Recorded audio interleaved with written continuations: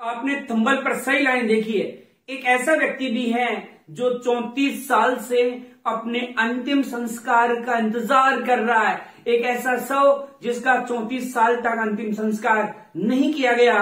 जी हां, मैं बात कर रहा हूं कर्णा भील की।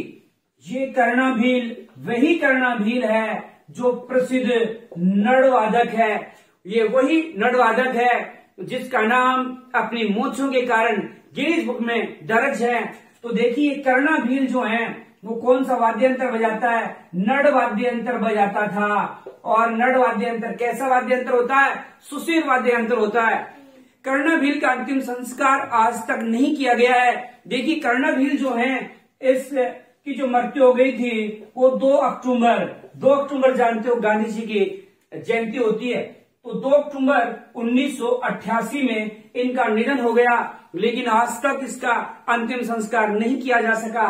तो देखिए दोस्तों इसके पीछे क्या शानदार कहानी है। तो देखिए कर्णा भील एक डाकू था। कौन था?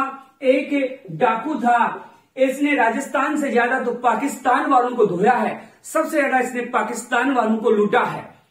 तो देखिए इसका जो हृदय परिवर्तन हुआ, एक डाकू से ये एक नड़वादक कैसे बन गया।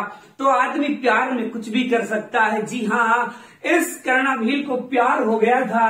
और ये प्यार किससे हो गया? तो एक अफगानिस्तानी लड़की थी लाली। क्या नाम था? लाली।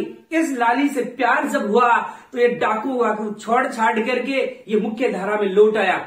हुआ क्या था दोस्तों, भारत सरकार ने एक बार इससे कहा कि आप ये जो आपराधिक गतिविधियां हैं छोड़ दो। तो उसी समय इसको प्यार भी हो चुका था इस लाली से। और ये लाली अफगानिस्तान से नड़ सुनने के लिए आती थी और ये नड़ बजाना सीख गया। और इतना शानदार नड़ बजाया करता था कि हमारी भारत की पहली महिला प्रधानमंत्री श्रीमती इंदिरा गांधी भी कई बार उसने भी इसका मतलब नड़ वाद्य यंत्र खूब सुना है।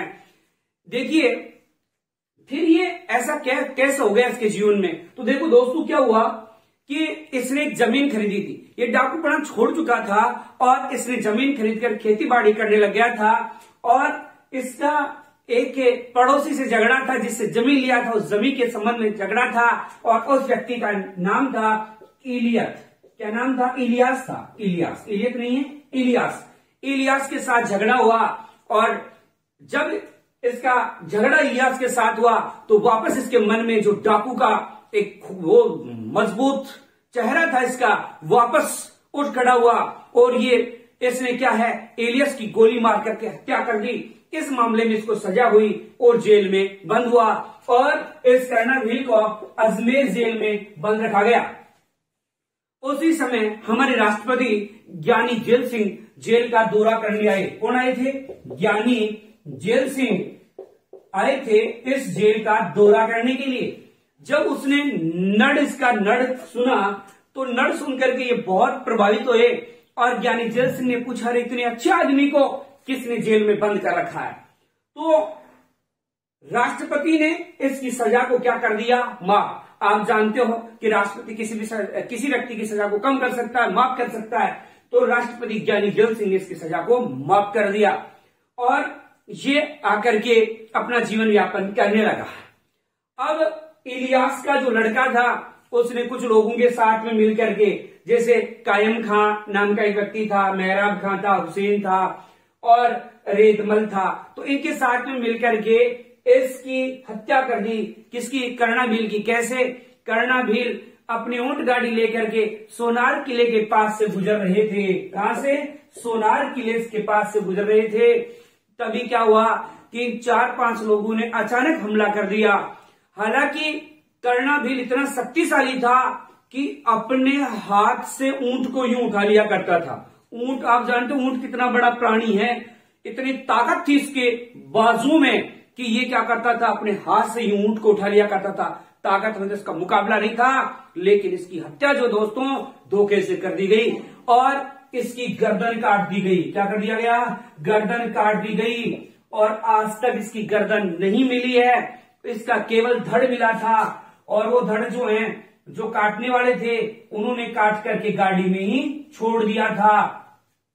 ऊंट गाड़ी थी वो जब घर पे पहुंची, घर वालों ने देखा, कोहराम मच गया। क्योंकि बिना धड़ गया था। कहने का मतलब यहां जो ये कर्णाभीर था इसकी गर्दन काट करके ले गए। अब आज तक पता नहीं है कि ये गर्दन राजस्थान में कहीं दफन कर दी गई या पाकिस्तान में, क्योंकि इलियास का जो लड़का था वो यहां से फरार हो गया था, आज तक नहीं लौटा है, वो पाकिस्तान में चला गया था। तो ऐसी संभावना है कि किसके लड़के ने प्रतिज्ञा की थी कि मैं इसकी गर्दन काट दूंगा, तो हो सकता है इसने गर्दन काट कर वो पाकिस्तान में ले गया हो। आज तक खूब तलाश करने के पश्चात भी इसकी कहीं गर्दन नहीं मिली। यही कारण है कि आज तक इसका अंतिम संस्कार नहीं किया जा सका। वैसे कर्णाभीर की जो मूछें थी वो 8 फीट लंबी थी। कितनी थी? 8 फीट लंबी थी।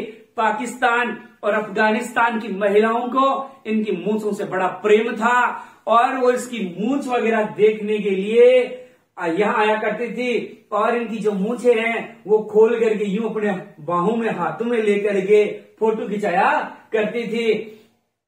तो इस प्रकार इस कर्णाभीर का जो संबंध है वो नटवाद्य यंत्र से है और गिनीज बुक में इसका नाम दर्ज है।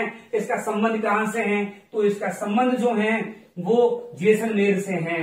तो दोस्तों इस प्रकार इसकी गर्दन जब नहीं मिली तो आज तक अंतिम संस्कार नहीं किया गया है, क्योंकि हिंदुओं में एक नियम होता है कि शरीर का प्रत्येक अंग का अंतिम संस्कार किया जाता है। तो इसके घर के पास में छोटा सा खड्डा खोद के वहां उसका धड़ गाड़ दिया गया और पत्थर रख दिए गए। तो आज भी इंतजार कर रहा है इसका धड़ सर का। मुझे नहीं लगता इसका सर अब मिल पाएगा, क्योंकि 34 साल हो चुके हैं और